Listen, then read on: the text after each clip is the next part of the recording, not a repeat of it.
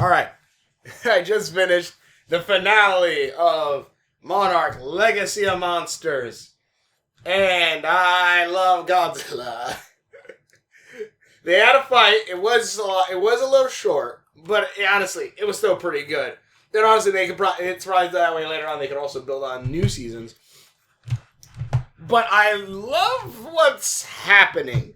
Pretty much a short synopsis of this. I'm not sure if this is I think just overall thing, but pretty much when going to the Hollow Earth, yes, Kiko is alive, and she even meets up with Shaw again, which is kind of one. Kurt Russell and obviously his son look very similar to each other, so I can 100% believe that they're. See what I did there? In shaping their story. Speaking of... Wait, what did he say? I'm using Think Stories video so I can get clips. Because time continually changes.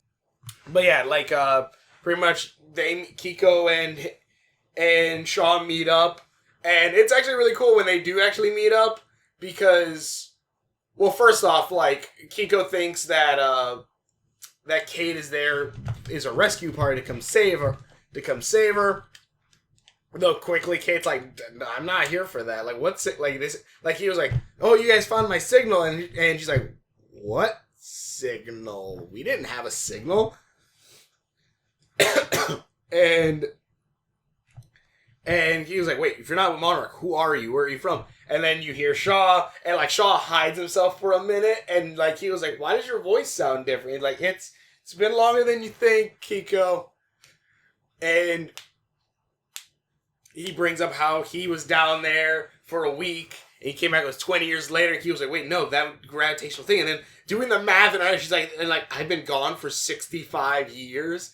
And then you see Shaw come out old. It's well, yeah, you see it right here, See what I did there? In shaping their story. Speaking of Lee, we get this emotional reunion between him and Keiko, although he... Yep, they finally meet up, and it's great, and it's so kind of sad. It's sad, seeing especially knowing it's kind of sad, really thinking so many years he was just stuck in that retirement home, so he lost a lot of age when Kiko says that she thinks she's only been there for I think she said 65 years or 65 days, 57 56 57 days, but she was gone for 56 years. But Shaw was there for a week, unless he got it kind of wrong, or maybe he was in. Well, then again, he did get sucked into the portal, so maybe it was longer. But it seems like for every day that passes in this Axis Mundi, it is a year on our time. That's what it seems like, because I think Kate, Shaw, and May were down there for a day, maybe a day and a half, maybe two. So... And it seems and we find out later on, it's sort of a big twist, but pretty much we find out that yes, time has passed in the actual world, because while above, Hiroshi comes back and finds his son in, his Japanese office. He's like, what are you doing here? And he goes I'm trying to find something to help, Kate or whatever and stuff like that, especially... I'm trying to find something that'll help. And he's like, well, what do you like? And they kind of have, they're having they have a talk for a minute, and he's like, what are you doing? Kentaro tells his dad, what are you doing here? Why are you back? And all this, he's like, I'm doing my research. I'm doing this. I'm doing that. And I'm trying to think. See if they also have a scene here, but. You have, okay, so someone did the timing right. So I'll look at that in a minute. But, yeah, right here. Right here. He says, also, look, Mothra, or a moth.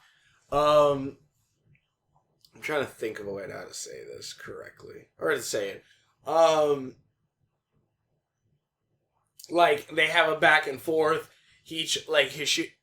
like they say like, oh, why were you out there and all this stuff, and like Hiroshi said like I wasn't trying to wake up Godzilla, like he was doing his research.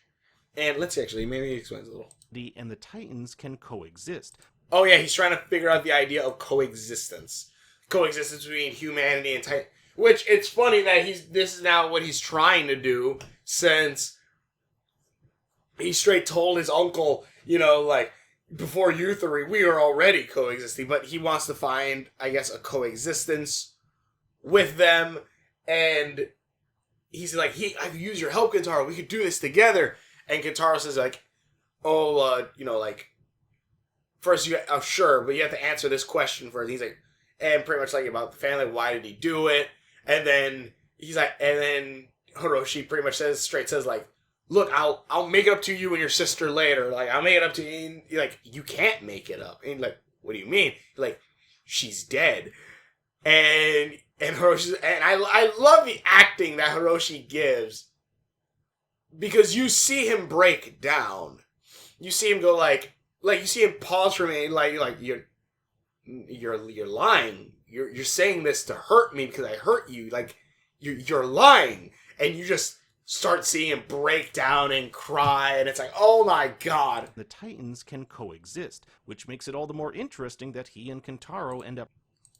And you see like you just see him break down. I feel like I said this last episode. Was that the last episode? This no. Remember they say like how they're gonna. But yeah, so like he walks out, but what is it? Columbo actually does find out that there's a message there's a message coming from inside the Earth, and he's like, that could be Kate, that could be everyone else. And the director of Monarch, this lady, she straight says like, look, I'm not sacrificing the potential life of 6 billion people, because I don't think I said it last one, or maybe I did, I can't remember. Like, when Shaw closes a rift, or closes a portal to Hollow Earth, it then increases the radiation. Sorry. Increases the radiation at the other points. What that means exactly, I'm not entirely sure, and maybe Monarch Legacy of Monsters will fill in after that. But,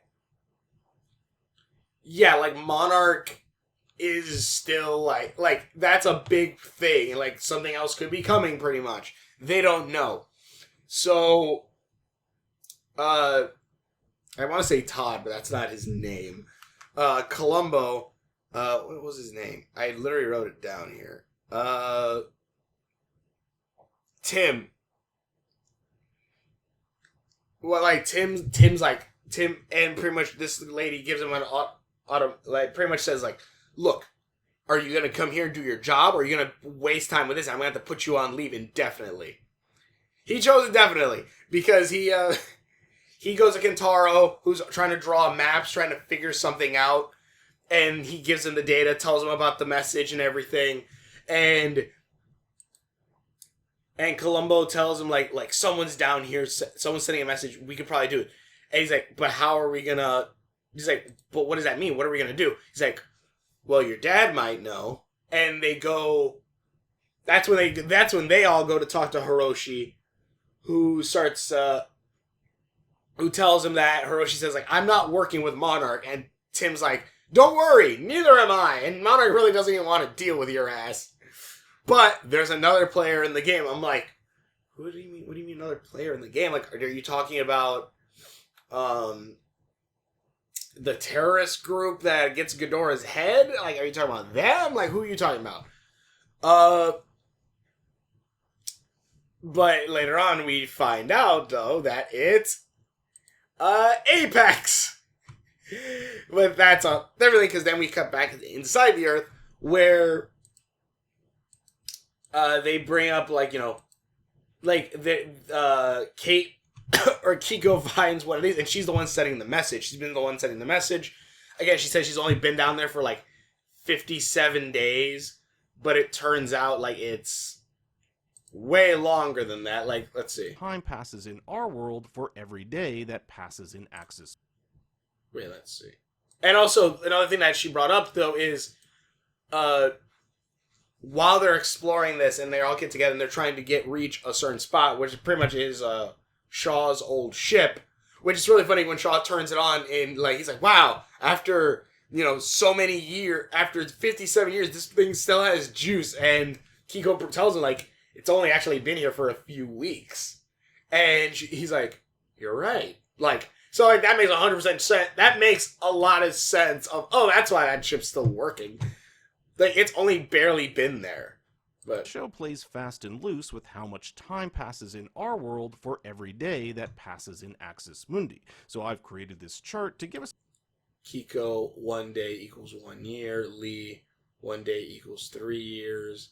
Kate, 1 day equals 6 years. a better idea of how things played out. Keiko left our world in 1959, and when Kate arrived in Axis Mundi, it was 2015. Keiko says she spent roughly 57 days alone here. Thus, we can conclude that for Yeah, that's what I was saying. Like, for 57 days that she's been there, it's been like 29. So she's been there for every day that she's been there, it's been a year.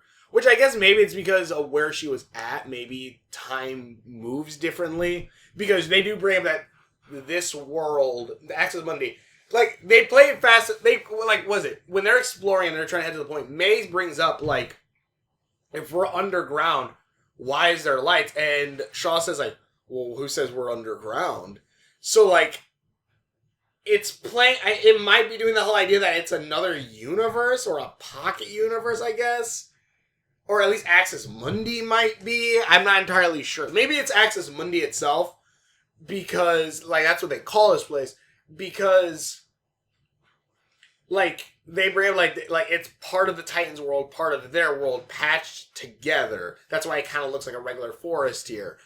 So, maybe, like, the in-between is, like, where you have that weird cross-section, and, like, that's where time gets wonky or whatever. Because, again, then you bring up the question in Godzilla vs. Kong, when Godzilla burned a hole through the planet into Hollow Earth, what does that mean? Like, does that mean he created a portal? Like, if Hollow Earth is a different dimension, does that mean Godzilla literally created a portal to another mini pocket world? I prefer... I would be okay if Hollow Earth itself was the center of the Earth, and then maybe Axis Mundi is just the hollow points in between where those gravity wells are, which is what messes with time. Because, let's see, actually, he might bring up a little more of it. Keiko, 1 day in Axis Mundi equals about 1 year in our world. Now let's take a look at Lee Shaw, who arrived in Axis Mundi in 1962 and came back to Earth in 1982. He says he was in Axis for about a week. Thus, for Lee, 1 day in Axis was about 3 years on Earth. I think it could either be maybe because of how close he was to the portal. Maybe the gravity was weird. So that's why, like, so much time has passed. But also, like, it could be, like, Lee did get sucked into that portal, so we don't know sorry. You know how long he was getting banged around inside that thing, so he could have been in there for a little bit longer, who knows? Finally, there's Kate and May. They arrived in Axis in 2015 and re-emerge up top in 2017. Yep, 2 years later. But it's also still before Godzilla vs. Kong. So it's 4 years before then. Which, there's a big surprise with that. We don't have an official number, but I estimate that they were in Axis Mundi for about 8 hours. If my math is... I'd say a little bit longer because it wasn't, like, nighttime. Which also, there is a pretty funny scene where, like, they kind of fall down with, like, carrying the lure. Because Kiko has the lure, and Shaw's like, look, can you refigure this to attract Titans? And Kiko's like, yeah, why? Because we can use it to get home. Because his whole idea is obviously to call for a Titan to come through the rift and then pretty much go back how it pretty much happens so they can get sucked in and go back up top. Correct, 1 day in Axis Mundi would be 6 years up top for Kate and May. But since they were only here for 8 hours, it works out to 2 years. Now you'll see that there's a discrepancy. There isn't a consistent 1 day equals 1 year kind of thing going on here. Well, This could be because time continually changes here. It warps and shifts, and honestly, this is probably the easiest answer because it allows the writers some leeway, see what I did there, in shaping their story. Speaking of Lee, we get but yeah, so Kiko and them, and also like pretty much that's what they do. They call up a Titan, but they call up a Titan when they're walking. Which, oh wait, I was gonna say when they're bringing the thing over. They kind of drop for a minute and like, look, let's take a break, fine. And the two May and Kate like walk away for a minute, and Kiko and Shaw go, "Don't go far," like grandparents or some shit. I'm like, that's great. in 1962. We can calculate that she found this emitter roughly 10 days or more after arriving at Axis Mundi. Unfortunately, there's not a lot of time for all of them to catch up, as Lee has an idea to get them back to Earth. Lee fills Keiko in on some of the things she's missed, but don't worry, she'll be back just in time for COVID. Lee's Yeah.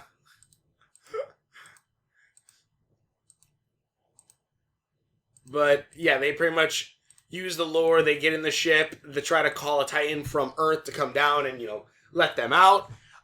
Turns out they accidentally called up the Ion Dragon, which I honestly feel like, again, like, it's an okay kaiju, but it has no special ability, which kind of sucks. Like, it's just like, okay, it flies, that's the it. appearance of a Titan known as the Lawton Dragon, named Lawton after Dragon. the naval ship Bill Randa served on that became the nesting ground for this creature in the Philippines. As Bill Randa recalls, it killed all his crew members and he was the only one to survive. All these Titans appear to be a threat to humanity, especially Godzilla, who after G-Day became a massive threat, with places like Tokyo constructing makeshift Titans. Massive threat. This dude's been trying to protect this planet. And also, just like I love when like the Ion Dragon does come through. Hold on, let's see. Connected and thus leave it. Yeah, and pretty much like when the portal opens up, we do hear a. Yeah, I'm like, yeah, because they hear something's coming. But then, so it starts to leave when this thing gets disconnected. Shaw has to go out there, reconnects it. While the dragon comes almost to kill him, connects it. You hear the dragon roar. That's what you hear, and you see the king bust through the energy wall, fight the dragon. And actually, one thing I actually really like, which I've noticed rewatching the MonsterVerse movies, is again Godzilla, as the movies progress, becomes stronger. And because this movie takes place, or at least this version of Godzilla, is like a little bit, is before Godzilla X, before King of the Monsters. Actually, King of the Monsters 2019, yeah, so they're right before then. It's before Godzilla King of the Monsters. When Godzilla tries to use his atomic breath, he's not automatically able to use it. And like you see him, like in 2014, the blue energy having to slowly creep up his body before reaching to his mouth, before he can use the atomic breath. And even then, it's still that fiery look instead of like the more focused, the beam that he kind of gets at one point. Which I find which is really cool because yeah, like we have it, like obviously like even let's see, because even like right here. Obviously, other than obvious size, I don't think this is to scale. But you do see, like, there is a difference between his weight in both of these versions of Godzilla. Not only his dorsal fins, but, like, body-wise. Because that's something you even notice in King of the Monsters, is that after Godzilla gets nuked, he gets chunky. He gets chunkier. Like, he's probably chunkier than this, if not, like, chunky like this, where in Godzilla X Kong New Empire, so for at least for what we've seen, he becomes a lot thinner, and he even, obviously, his dorsal plates change, and his tail even grows a lot longer. I feel like Japan and America with their different Godzilla movies are always are trying to one up each other, because MonsterVerse was like the biggest Godzilla there was. Then Japan created Godzilla Earth, which is still technically the number one biggest one, but like then I think Shin technically was like the longest, whatever. And then they made Godzilla even bigger and beefier in Godzilla King of the Monsters, and then now they've even Shin Godzilla still had like the longest tail, and now we have Godzilla with probably one of his longest ass tails. He's probably technically the longest one now, especially added since he was already taller than Shin Godzilla. This Godzilla probably is like massive, like holy shit. But yeah, like it is great, but. Godzilla fights the dragon, which actually, does he have a clip of it? Come into play when Godzilla fights off the Lawton dragon as they make their escape. Yeah, and also Godzilla pretty much fights the dragon chucks him into the portal, so that way then Shaw's ship could get sucked down. As they make their escape. This is a departure from Godzilla minus... Oh yeah, and it's actually kind of like what he says here. ...roots. But Lee believes Godzilla isn't a threat, that he is actually a protector, and we'll see this come into play when Godzilla fights off the Lawton dragon as they make their escape. This is a departure from Godzilla minus one, where Godzilla is definitely the bad guy. Yeah, that's the thing too, and that's what I also kind of really like about Godzilla. There are different versions of Godzilla. Like, Godzilla, like a lot more in the Japanese ones, there's obviously some hero Godzillas in the Japanese ones, in the obvious ones, but a lot of times, like Shin and Minus One, he is a threat. He is the bad guy. Where Godzilla in the Monsterverse, he is a straight hero that's a protector, a guardian of Earth, and I love that shit so much. That is probably one of the reasons why this is probably my favorite Godzilla. During one of the dragon's attacks, a cable connecting the emitter to its... Yeah, the connector gets snapped. Shaw has to go out of the ship to connect it. And when everyone's getting sucked in, Shaw grabs on the Kiko, and it's the, don't let go kind of thing. But now Shaw, instead of with Kiko and Kate, where Shaw was the one holding on, Shaw, holding them up, Shaw's the one that's needed to be held, and he eventually says, you gotta let go. There's too much weight, and then he must sacrifice himself if the others are to live. So he lets go, his last words being a thank you. And I love the juxtaposition of Kazakhstan 1959, and here where we can see the two of them holding on to each other. Where one of them drops Kiko into the Axis Mundi, this drops Kiko, it pretty much drops Shaw into Axis Mundi and drops Kiko into Earth.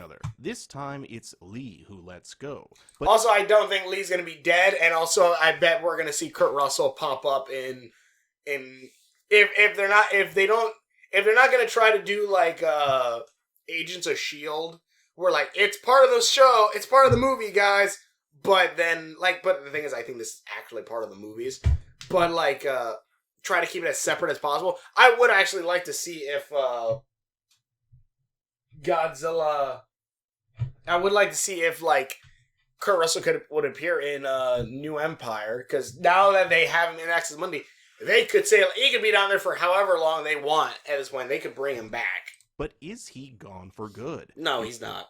Considering Keiko survived down here. No, he's not. This man, I think, could still survive down there, and he could be there for he could be down there for a week. And they can still just place it. They're like, oh yeah. However many years has passed, now it's 2024, and Godzilla X Kong. Here, it's entirely possible. First, he didn't necessarily fall from a huge height, so he there's didn't. that. He'd then have to survive the energy blast, which is also not impossible. But then there's the question of what does he do from here? If you look really closely, the emitter, which Keiko used to send signals topside, rips off just before taking off. We'll also see the capsule arrive in the year 27.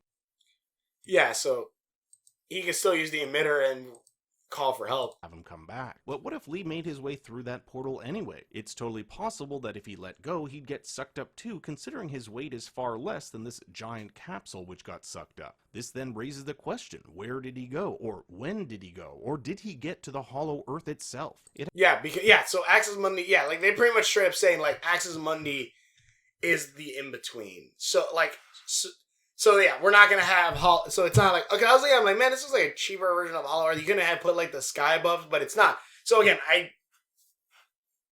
I'm gonna hope Hollow Earth itself is still all of this is still within the Earth. I don't want it to be a pocket universe. I think having it within the Earth has it more tied to it, because then it just makes the kaiju's aliens. It's no, then what was the point of Ghidorah and all that stuff? And making Godzilla a, guardian of Earth if he's just an alien. Like, no. These are guardians of Earth, and, sure, if these portals are pocket dimensions or gravity well things, all right, that's fine, but I don't think it should be all, that should be what Hollow Earth is. So, which also then would also allow for things like Axis Mundi to be almost kind of its own thing, to have its own time travel thing, versus then, Hollow Earth, we're not going to have the girl, the people who follow Kong down there to be gone for however long. I don't know. Earth itself. It hasn't really been explained in the show how to get to the Hollow Earth. We've only made it halfway there to Axis Mundi. Now, when May, Kate, and Keiko arrive in their present day, which they find out is 2 years later in the year 2017, members of Apex Cybernetics are already waiting for. Yep, because that's who the brother. That's how the brother and Hiroshi and them were able to get the funding and do all this stuff to eventually pull them out safely and all that, is because they're working with Apex, which I kind of like this a lot because obviously, you had Mechagodzilla, but having Apex be, an evil version, or, pretty much be, an evil version of Monarch, even though Monarch isn't necessarily good in this show, but having them be a bigger role and stuff would be kind of interesting. Sure, Mechagodzilla was a bust and destroyed some of the cities and all that, but we could follow more with that idea. Let's see more about, Monarch and them, who is a really good guy or not, or are they both just bad in general, This is the company that in Godzilla vs. Kong aims to control Titans and imprison them, basically making them humanity's slaves. That hardly sounds like a peaceful coexistence. Now, the events of Godzilla... Oh, yeah, because Hiroshi wants to create peace like this, so, how they... Also, I love the little detail that Godzilla has, these fangs that are, there's the big canine, and then there's, another one, pressing against it to make it, a bigger tooth, almost. Godzilla vs. Kong, in which Apex uses Neuralink technology to control a Mechagodzilla to kill the real Godzilla, take place 7 years after Kate and May arrive topside. So there's a lot of stuff that can happen in between this time period that the Monarch writers can play with. It was Hiroshi's math that led Apex to know where Kate, May, and Keiko would emerge, and check out this spherical device that almost looks... Yeah, it seems to It's as though it's either stabilizing or controlling some beam into the portal. If anything, I bet this is what they're eventually going to add to the flying ships, that they can allow them to take them to Hollow Earth. Could it be some sort of new version of the gamma emitter, or something else entirely? Perhaps a way to control these portals. In Godzilla vs. Kong, we know that there's eventually technology that allows humans to travel to and from the Hollow Earth. So maybe this is those ships. A precursor to that. And after 58 years... Also, these two finally get to meet each other again, which is great. I loved that. Executive of Applied Experimental... Yeah, so, and then we find out, this is where they find out, oh my god, it's Apex, they're working together. And they said, we have to come inside, hurry. Technologies is of serious concern to May. May used to work for Brenda. They feel like they should get inside real quick, as then we see Apex Skull Island Research Station. I was like, what? As we pull out of the I'm like, what? hangar, we see that we're at Apex's research station on Skull Island, the home of Kong. And Brenda doesn't seem too concerned that this giant beast is only a few hundred meters away. Perhaps. Also, another thing about this, too, is that this is during the destruction of the island. Because with the storm, they said, the tropical storm eventually comes in and destroys the place, and they have to, and that's when Monarch eventually has to seal up Kong inside a dome, especially to keep him away from Godzilla. So this is hinting at that storm. I'm assuming that this is what it is hinting at. The storm is coming. That's going to eventually consume Skull Island. And if anything, now that I'm thinking about it, this is probably the reason why the storm is even happening now, and the reason why we don't see this storm and everything was okay in the 90s. It was the 90s in the Skull Island animated show, as well as obviously back when in the first Skull Island movie, was because Kong was because the different portals were open. But because of Shaw closing those portals, the radiation increased, which then also drew in the storm, making it bigger and more destructive. That's my guess. Few hundred meters away. Perhaps. Also, I will say there is some weird audio when, like, Kong was hitting his chest. It did, like, it sounded too, like that, like me hitting my own chest. Instead of it sounded like, it felt like it should have hit, and there should be, like boom, boom, boom kind of sounding. 100 meters away. Perhaps Apex has some sort of way to deal with them. I also found it odd that there's this random red helicopter here. It seems like a very distinct choice. It's important to note that Monarch also has 2 outposts on Skull Island. Yep. Outpost 30. And also, if I remember correctly, I think they were talking about in the end of Godzilla X Kong, like in the newspapers, that they're building robotic titans on Skull Island 1. So maybe like we might see like the beginning of the building of Mechagodzilla. 3 and 236. These were put in place to watch Kong and ensure the protection of the island. So it looks like Season 2 is going to have a big showdown between Apex and Monarch, with Skull Island as the potential battleground. But now I turn it over to you. What did you think of Monarch Season 1? I want to hear your Yeah, you see him, you see the fire. Theories in the comments below. Thanks for watching. Be sure to... But... I want to hear your thoughts and theories in the comments below. Yeah, this show, honestly, like, as a whole, I think the show is pretty great. Like, I will say, like, again, the first few episodes felt a little slow for me. But also, like, honestly, if anything, I'll say, like, this kind of took the idea of a 2014 Godzilla movie, where, like, the build-up is, like, obviously Godzilla doesn't appear throughout all of the show, but it follows more the human characters and the effects of like Titans on the planet, and allows you to follow the slow buildup of things like Apex, which I'm gonna hope we're gonna see more of Apex in the movies too, because I feel like that would be interesting to see like how they would even spin the Mechagodzilla thing, and maybe they might build a second Mechagodzilla, maybe a Kiryu, which would kind of be cool if they did that, where you'd have both Mechagodzilla and Kiryu in the same universe. Maybe they use, like, the old bones of, like, the other Godzilla that was killed. Or maybe, like, there's some connection. Or maybe, like, something will happen with the Scar King. I have no idea. I do know that Kong has that weird arm bracer thing, which I didn't know was, like, a thing until I saw the toy of it when I saw this guy. And then I saw the toy of Kong, and he had that skull. He had that thing on his arm. I'm like, huh, interesting. Especially because, you know, there is Titan-tech toys like this guy here, which they have them with armor and stuff. Like, I kind of hope that Kong's going to still have his axe, because that axe was pretty badass. But maybe he just gave it up when Godzilla left in the end of Godzilla X Kong. Like, Godzilla vs. Kong, he just never picked it up. I would kind of prefer if he had that axe, though, because that was a pretty cool one. But I want to see what's going to happen with that weird arm thing. Especially because it looks like industrial, like, tooling or something, but I don't know. This show is cool. I liked it a lot. The characters were fun.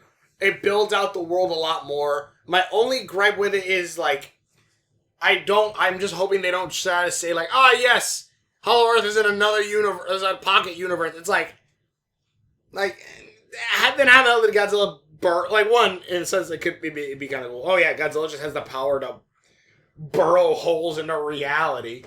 But also in that same note, like, I kind of prefer it to be part of the Earth still. Have Axis Mundi be, like, obviously some weird point with that radiation energy and all that shit.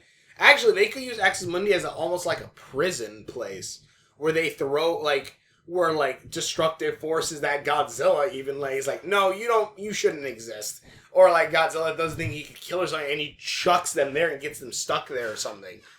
That'd be kind of interesting. And also, like, you could obviously even play with this idea even more, because it wouldn't surprise me if maybe the Scar King, being, you know, hundreds of thousands of years old or whatever, back when Kong was first around, like, Kong's people were first around, maybe the Skull King or Scar King got stuck in that, in that Axis Mundi spot, and that's why he's now where Kong is. Like, well, why wasn't he in Skull Island? Or why wasn't he in this, Hollow Earth? Because, I don't know, maybe when he go through, he went the wrong direction, and now he's there. And also, there was that weird, like, when they get sucked up, there's, like, different paths. So maybe they could even pull time travel through that sense. I don't know. But I'm interested. March isn't that long away for Godzilla X Kong, which I'm super excited for. And I'm probably going to make a video talking about these figures. This and, like, the new Titan Tech one I got. But, yeah, the show was great. I liked it. It's cool seeing Kong pop up. I wonder if, like, season 2 is going to be focused on Skull Island. If it's going to be, like, Kong is going to be, like, the title character for that season, while Godzilla is, like, doing something else, somewhere else. Or, I don't know. It'd be kind of cool to see how it's going to play out. But tell me what you think in the comments below. Thanks for watching. Few videos I've done. Links are on my Facebook. Instagram. Few videos. Hopefully enjoy this. I think, like, I'm loving seeing this world slowly being built out, and I would definitely want to see how it's going to play out later on. Like, maybe there are other people at Axis Mundi, like the people that follow Kong. Apparently, like, they followed him up from Hollow Earth, or the people up from Hollow Earth. So maybe there's some still in Axis Mundi too. So it's cool knowing that there's Earth, Axis Mundi in between, and then there's Hollow Earth, and like it's cool because when Kiko calls it Axis Mundi. Kate calls it like the pole that connects heaven and earth, which I'm like, that's interesting. Again, the idea that the kaijus are considered like gods. It's an interesting kind of thing to. Yeah, it's just interesting altogether. I imagine, and also there's so much things that they can still follow up with things too. Like for example, where it's like Ghidorah's from another planet. How does that play into things, too? Like, kaijus on other planets. Titans on other planets. I don't know. But turn it down below. Thanks for watching. For your videos. Hopefully enjoy this. Actually, no, that'd be the other way around. It seemed like Mothra put an egg in Axis Mundi, but if it took the egg, like, 10 days to hatch there, it means, like, 10 years would pass. I was there like, oh, it could be faster, but no, it'd be the other way around. But yeah, tell me down below. Thanks for watching, and we will. And tell me what you guys think. I definitely want to see more kaijus popping up, and I want to see where they'll go from here with that, and like if we're gonna get a season 2, which it looks like we might, because apparently like this show was like the most pirated show for a minute, so like there's a want for this, so I'm excited. It's like number 1 on I think like Apple thing for a minute, so. But thanks for watching your videos. Hopefully enjoy this. I liked it a lot. And yeah, and we'll see you later. I just love like you just see the evolution of Godzilla and like the evolution of his powers going from where he can barely use his atomic breath to be able to fire this stuff off like rapid fire to then like whatever the hell this. I'm so excited to see how this form is different and what it does, what this form does for Godzilla. Like it's really freaking cool.